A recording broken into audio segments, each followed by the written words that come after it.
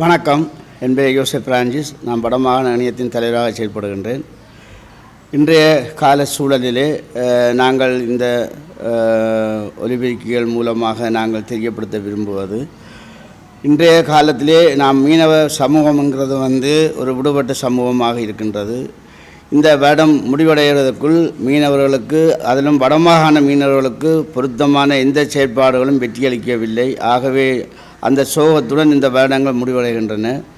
எதிர்வரும் வருடத்திலே புதிய அமைச்சராக வந்திருக்கிறவருக்கு சில விடயங்களை நாங்கள் எடுத்து இயம்ப வேண்டிய கட்டாயத்துக்கு தள்ளப்பட்டிருக்கின்றோம். எங்களுடைய புதிய கடத்தொழில் அமைச்சர் அவர்கள் தனது நேரடி கவனத்திலே இந்த மீனவ சமூகத்தை பற்றிய தெளிவூட்டல் விழிப்பூட்டல்களை நாங்கள் தெரியப்படுத்துகின்றோம். முதலாவதாக, இலங்கை அரசினால் தடை செய்யப்பட்ட தொழில் முறைகளை, குறிப்பாக உள்ளூர் இழுவைப்படகுகள், இந்திய இழுவைப்படகுகள், அது தடை செய்யப்பட்ட தொழில்கள் எதிர்வரும் வருடத்திலாவதால் அதை நிறுத்தி தர வேண்டும் என்று நாங்கள் மிகவும் ஆவலாக கேட்டுக்கொள்கின்றோம்.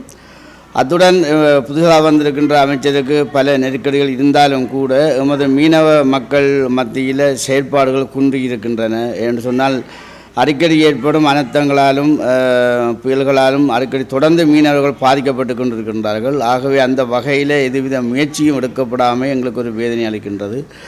ஆகவே வந்தோமா நாங்கள் அள்ளி கொட்டினோமான் இல்லாமல் சில செயற்பாடாவதால் அவருடன் நாங்கள் எதிர்பார்க்கின்றோம். குறிப்பாக இதுவரும் 10ஆம் தேதி உலக மீனவர் தினத்திலே கடத்தொழில் அமைச்சருடைய வருகையை நாங்கள் வடமாகாண மீனவர்கள், குறிப்பாக இலங்கை வாழ் மீனவர்கள் அனைவரும் எதிர்பார்த்து நிற்கின்றோம் என்று கூறி விடைபெறுகிறேன். எனது பேர் முகமது ஆலம்.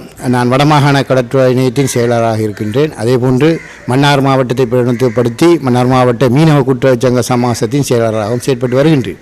குறிப்பாக இன்றைய தினம் இந்த ஊடக வாயிலாக தற்போது நாடு எதிர்கொண்டிருக்கின்ற சில விடயங்கள், அதேபோன்று வடபகுதியில் வாழ்கின்ற மீனவர்களாகிய நாம் முகங்கொடுத்திருக்கின்ற பிரச்சனைகள், மன்னார் மாவட்டத்தில் உள்ள தனித்துவமான பிரச்சனைகள் சம்பந்தமாக சில விளக்கங்களை இங்கே அளிக்கலாம் என்று இருக்கின்றேன். குறிப்பாக வடமாகாண மீனவர்களை நாங்கள் எடுத்துக்கொண்டால், வடபகுதி மீனவர்கள் பல ஆண்டுகளாக பல அரசுகளின் கட்டுப்பாட்டு கீழ் நாங்கள் பல விடயங்களை கையாண்டும் இன்று வரை நாங்கள் தீர்க்கப்படாத அல்லது எங்களது கோரிக்கை செவிசாய்க்கப்படாத பல விடயங்களே நாங்கள் கண்டு வருகின்றோம். குறிப்பாக புதிய அரசிடம் நாங்கள் நிறையவே எதிர்பார்க்கின்றோம். குறிப்பாக இந்த இந்திய மீனவர்கள் வருகையை கட்டுப்படுத்துவது என்பது எங்களோடு தோளோடு தோள் நின்று போராட்ட களத்தில் நின்றவர்கள்தான் தற்போதைய அதிமேதகு ஜனாதிபதி, அதே போன்று கடற்தொழில் அமைச்சர், அதே போன்று கடற்தொழில் பிரதி அமைச்சராக இருக்கின்றவர்களும் எங்களோடு தோளுக்கு தோள் நின்று கொழும்பு உட்பட வடபகுதிகளும் நாங்கள் போராடிய போது எங்களோடு வீதியில் இறங்கியவர்கள். எனவே இந்திய மீனவர்கள் விடயத்தில் அவர்களிடம் நிறையவே விடயம் இருக்கின்றது. குறிப்பாக பாராளுமன்றத்தில் இந்த இந்திய மீனவர்கள் வருகைக்கு எதிராக சட்டம் கொண்டு வருவதற்காக அங்கு அந்த சட்டத்தை கொண்டு வருவதில் விடாப்பிடியாக நின்ற தற்போது வெளிவிவகார அமைச்சராக இருக்கின்ற விஜிதேகரத் உட்பட நிஹால் கலபதி உட்பட நீண்ட வரலாறு அவர்களுக்கு இருக்கின்றது. எனவே ஒன்றைய நாங்கள் எதிர்பார்க்கலாம், இந்த இந்திய மீனவர்களின் வருகையை கட்டுப்படுத்தக்கூடிய வல்லமை இந்த அரசுக்கு இருக்கின்றது. ஆனால் எங்களுக்கு இன்னும் அந்த சந்தேகம் இருக்கின்றது. எதிர்வரும் 15ஆம் திகதி அளவில் வெளிவிவகார அமைச்சர், கடற்றொழில் அமைச்சர், கௌரவ ஜனாதிபதி உட்பட சிலர் இந்தியா செல்ல இருக்கின்றார்கள். நிச்சயமாக இந்திய தரப்பில் அங்கு இந்த கோரிக்கை வைக்கப்படலாம், அல்லது இந்திய மீனவர்களால் இந்த கோரிக்கை இவர்களிடம் வலியுறுத்தப்படலாம். குறிப்பாக இந்தியா தனது வல்லாமையை எதிர்த்து காட்டுவதற்காக இலங்கை கடற்பரப்பில் தங்களது மீனவர்களை தொழில் செய்யக்கூடிய வகைகளை இவர்களிடம் வேண்டுகோளாக கூட வைக்கலாம். ஆனால் நாங்கள் எதிர்பார்க்கின்ற விடயம் ஒரு அடியே தானும், ஒரு நிமிடம்தானும் எமது எல்லைக்குட்பட்ட கடற்பரப்பில் இந்திய மீனவர்கள் தொழில் செய்ய அனுமதிக்கக்கூடாது என்ற கோரிக்கையை நாங்கள் அண்மையில் கடற்தொழில் அமைச்சரை சந்தித்த போதும் வலியுறுத்தி வருகின்றோம், தொடர்ந்தும் வலியுறுத்துகின்றோம். எனவே இந்த விடயத்தில் எந்தவிதமான சமரசத்துக்கும் எந்தவிதமான விட்டுக் கொடுப்புக்கும் இடமில்லை என்பதை நான் இங்கு பதிவு செய்கின்றேன். அடுத்ததாக, நாங்கள் மன்னார் மாவட்டத்தில் நான் வந்திருக்கின்றபடியால் மன்னார் மாவட்டத்தில் இருக்கின்ற தனித்துவமான பல பிரச்சனைகள் இருக்கின்றன. காற்றலை மின்சார கோபுரங்கள் அமைப்பதால் ஏற்பட்டிருக்கின்ற பாரிய சிக்கல்கள், அதற்கப்பால் அங்கு கனியமணல் அகழ்வு தற்போதும் அந்த ஏற்பாடுகளும் அந்த செயற்பாடும் நடைபெற்று வருகின்றது. எனவே அதனூடாக இந்த தீவு, மன்னார் தீவு நிலப்பகுதி தாழ்வு, இப்போ வரக்கூடிய கடந்த அனர்த்தம், இனி வரக்கூடிய அனர்த்தங்களை எவ்வாறு தாக்குப்பிடிக்கப் போகின்றது இந்த தீவு என்பது ஒரு கேள்விக்குறியாக இருக்கின்றது. இந்த கடற்றொழில் அமைச்சர் அவர்களும் தனது பதவியேற்புக்கு பின்னர் இன்று வரை அந்த மன்னார் பகுதிக்கான விஜயத்தை அவர் மேற்கொள்ளவில்லை. மன்னார் மக்கள் அதனை ஆவலோடு எதிர்பார்த்திருக்கின்றார்கள். கடற்றொழில் அமைச்சரின் வருகையை நாங்களும் வேண்டுகோளாக பல தடவை முன்வைத்திருக்கின்றோம். அவரிடமே நேரடியாக அழைப்பையும் விடுத்திருக்கின்றோம். இருந்தும் இன்று வரை அவர் அந்த மன்னார் தீவுக்கான அல்லது மன்னார் மாவட்டத்துக்கான தனது பயணத்தை மேற்கொள்ளாதிருப்பது எங்களுக்கு ஒரு அது தாழ்வு, இன்னும் எங்களை ஏன் சந்திக்கவில்லை என்ற ஒரு சிக்கலை ஏற்படுத்தி கொண்டே இருக்கின்றது. இதற்கப்பால் அண்மையில் வழங்கியிருந்த சீன அரசினால் வழங்கியிருக்கின்ற வலைகள், அதே போன்று வீட்டுத்திட்ட தொகுதிகள் இன்று வரை மக்களுக்கு வழங்கப்படாமல் இருக்கின்றன. அது பாராளுமன்ற தேர்தல், ஜனாதிபதி தேர்தல் காலங்களில் வந்ததனால் அதனை வழங்க முடியாது இருந்தது. ஆனால் இன்றும் அது வழங்காமல் இருப்பது காரணம் விளங்கவில்லை. அந்த பொருட்கள் உரியவாறு மீனவர்களுக்கு வழங்கப்பட வேண்டும். அந்த வீட்டு திட்டத்தை எடுத்துக்கொண்டால் அது வீட்டுத்திட்ட வீடு அல்ல, அது ஒரு கண்டெய்னர் பாக்ஸ் மாதிரி தான் அது வழங்கப்பட்டிருக்கின்றது. எனவே அதனை வீடுகள் பெறுபவர்கள் அதை ஏற்றுக்கொள்ளாவிட்டால் அங்கே இருக்கின்ற சங்கங்கள் அனைத்தையும் கூப்பிட்டு அது பொருத்தமான ஒரு செயற்பாட்டின் கீழ் அதை வழங்க வேண்டும். எனவே வேண்டாம் என்று மீள அதை அரசுக்கு கையளிக்க இருப்பதாக திணைக்களங்களில் உள்ள திணைக்கள தலைவர்கள் ஏடிஓர்கள் கூறுகிறார்கள். எனவே அது பொருத்தமானதல்ல.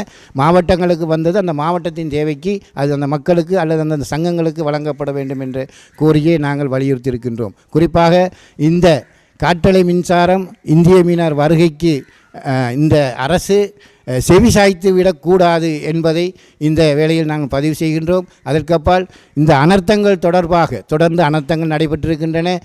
நேற்று கடந்த காலங்களில் அனர்த்தம் வந்திருக்கின்றது, இனியும் வர இருக்கின்றதாக தகவல்கள் வந்த வண்ணமே இருக்கின்றன.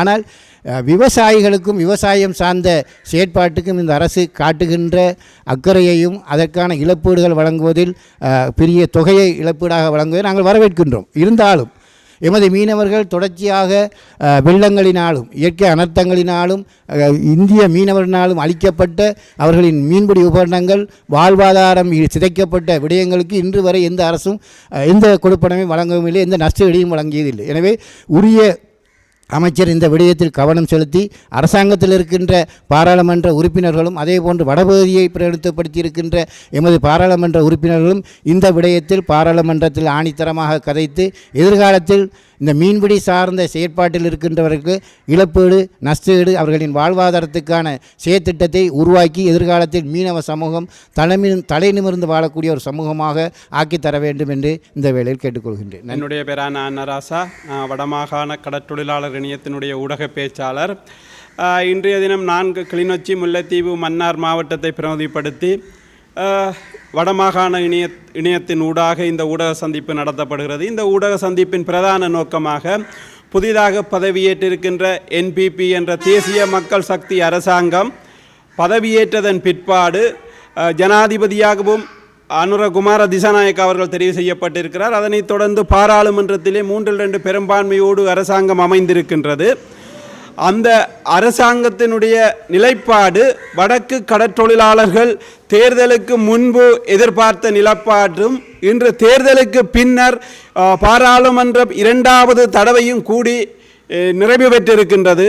ஆனால் தேர்தலிலே ஜனாதிபதியோ அல்லது NPP கட்சியினரோ அளித்த வாக்குறுதிகளை இன்று வரையும் நடைமுறைப்படுத்துவதற்கு தொடர்ந்து கால அவகாசம் கோரப்படுகிறது. இந்த கால அவகாசம் கோரப்படுவது என்பது கடந்த காலங்களிலே இலங்கை அரசாங்கத்தினால் வடக்கு கடற்றொழிலாளர்கள் எப்படி வஞ்சிக்கப்பட்டார்களோ அதே போன்று இந்த அரசாங்கத்திலும் வஞ்சிக்கப்படுவதற்குரிய செயல்பாடாகத்தான் நாங்கள் இதை கருதுகிறோம்.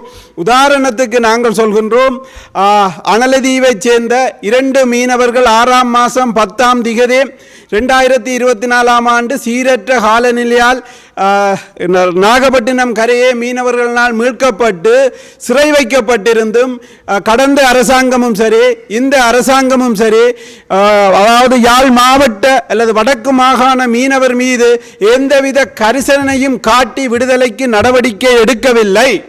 ஆனால் மீனவர்களுடைய தொடர் போராட்டமும் மனிதாபிமான கோரிக்கையும் செவிசாய்த்து அவர்களை இந்த மாதம் அதாவது 10ஆம் மாதம் 30ஆம் திகதி இந்திய தூதரகத்திலே அவர்களுடைய படகுகளுடன் விடுதலை செய்திருக்கின்றது இந்திய நீதிமன்றம். ஆனால் எங்களுடைய வெளிவிவகார அமைச்சோ அல்லது எங்களுடைய கடத்தொழில் அமைச்சோ இன்று வரைக்கும் அவர்களுடன் கரிசனை காட்டாது படகை இந்தியாவிலே விட்டுவிட்டு மீனவர்களை மட்டும் இங்கே அனுப்புவதற்கு உரிய முயற்சியை செய்கின்றது. நாங்கள் கேட்கின்றோம், வடக்கு கடற்றொழிலாளர் கடற்றொழிலாளர்களுடைய பிரச்சினையிலே தொடர்ந்து இலங்கை அரசாங்கமும் கடற்றொழில் அமைச்சும் பாராமுகமாக இருந்து செயல்படுவதற்கு இது ஒரு உதாரணமாக இருக்கின்றது.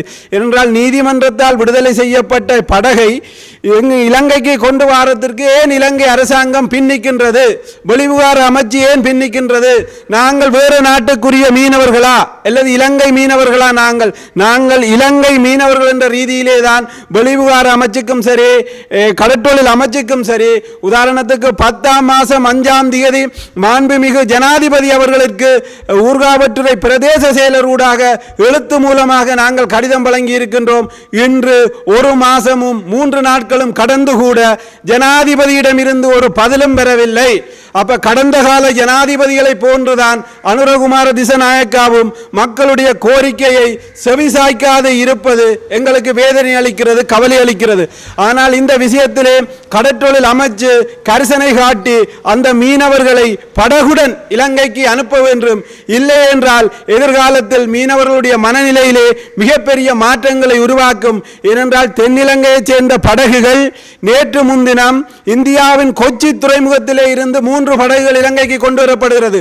அப்ப தென்னிலங்கை மீனவருடைய படகை கொண்டு வர முயற்சிக்கின்ற NPP அரசாங்கம் ஏன் வடக்கு யாழ் மாவட்ட மீனவர்களுடைய விடுதலை செய்யப்பட்ட படகை கொண்டு வருவதற்கு பின்னிக்கிறது அல்லது மௌனம் காக்கிறது? அதே போன்றுதான் கடந்த காலங்களிலே இந்தியாவிலே கைது செய்யப்படுகிற வடக்கு மாகாண மீனவர்களுக்கு இலங்கை அரசாங்கம் அந்த விமான சேவைக்கான பயண பணத்தை செலுத்தி அவர்களை இங்கே கொண்டு வந்த வரலாறு கடந்த காலங்களிலே நடைபெற்றிருக்கிறது. அதை இந்த வடக்கு மாகாண கடற்றொழிலாளர் இணையம் கடந்த கால அரசாங்கத்துக்கும் அமைச்சருக்கும் நிர்பந்தம் கொடுத்து அதை நிறைவேற்றி இருக்கிறது. ஆனால் இந்த அரசாங்கம் அதையும் கைவிட்டு, ஏனென்றால் இது வடக்கு மீனவர்கள் என்ற ரீதியிலே அந்த விஷயத்திலும் புறக்கணித்து அந்த மீனவர்களுடைய குடும்பத்தாரிடம் காசை கேட்கின்றார்கள். அந்த குடும்பத்தார் 6 மாதம் தொழில் செய்ய இல்லை, அவர்கள்ட்ட எங்க இருக்கும் காசு? அப்ப இலங்கை அரசாங்கத்தின் நிலப்பாடு என்ன? அதே போன்றுதான் பாராளுமன்றத்திலே அதாவது நீதி ஒன்று ஒரே நாடு ஒரே சட்டம் என்று கூறுகின்ற ஜனாதிபதியும் NPPயை சேர்ந்த 159 பேரிடமும் நாங்கள் கேட்கின்றோம். வடக்கு மாகாணத்திலே 2017ஆம் ஆண்டு 11ஆம் இலக்க சட்டத்தை ஏன் நடைமுறைப்படுத்தவில்லை? புத்தளம் மாவட்டம் கல்பட்டியில் கடந்த 2 வருடங்களாக அது நடைமுறையிலே இருக்கின்றது. அப்ப இதுல என்ன நீதி இருக்கு? NPP அரசாங்கமும் கடந்த அரசாங்கங்கள் செய்தது போன்று வடக்கு மீனவர்களை வஞ்சிக்கின்றதுக்கு உதாரணமாக பல செயல்பாடுகள் இருக்கின்றது.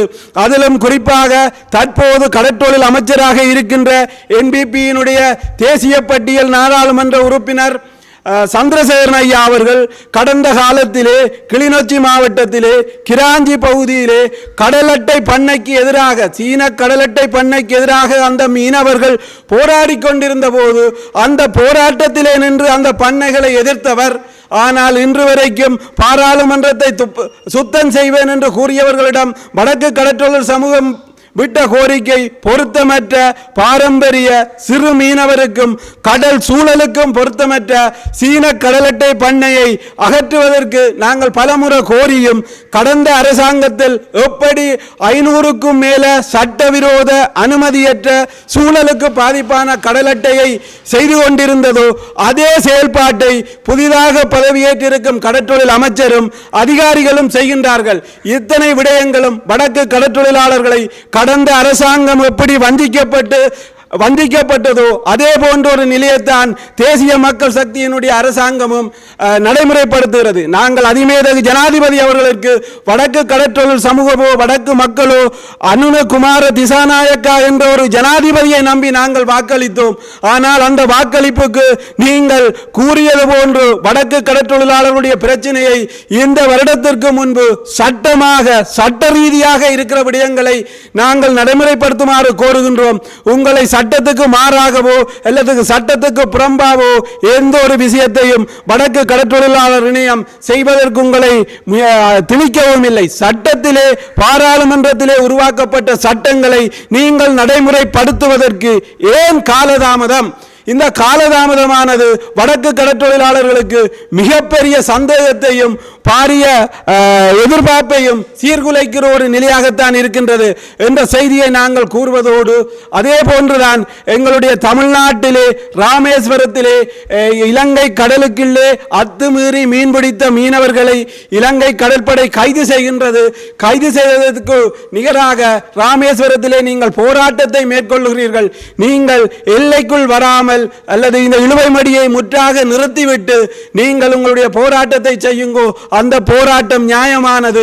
இந்த சட்டவிரோத தொழிலை எங்களுடைய வளத்தையும் எங்களுடைய வாழ்வாதாரத்தையும் அழித்துக் கொண்டு மீண்டும் அழிப்பதற்கு நீங்கள் போராட்டம் செய்வது எங்களுக்கு கவலை அளிக்கின்ற ஒரு விஷயமாக இருக்கிறது. நாங்களும் வடக்கு கடற்றொழிலாளர்கள் இந்த ரீதியிலே எங்களுடைய வளம் எங்களுடைய பாதிப்பை இலங்கையிலே யாரும் கண்டுகொள்ளவில்லை. குறிப்பாக இந்திய அரசும் கண்டுகொள்ளவில்லை, இலங்கை அரசாங்கமும் கண்டுகொள்ளவில்லை, புதிதாக பதவியேற்ற ஜனாதிபதியோ கடற்றொழில் அமைச்சரும் கண்டுகொள்ளவில்லை. அளிக்கப்படுவது எங்களுடைய கடலும் எங்களுடைய வாழ்வாதாரமும்.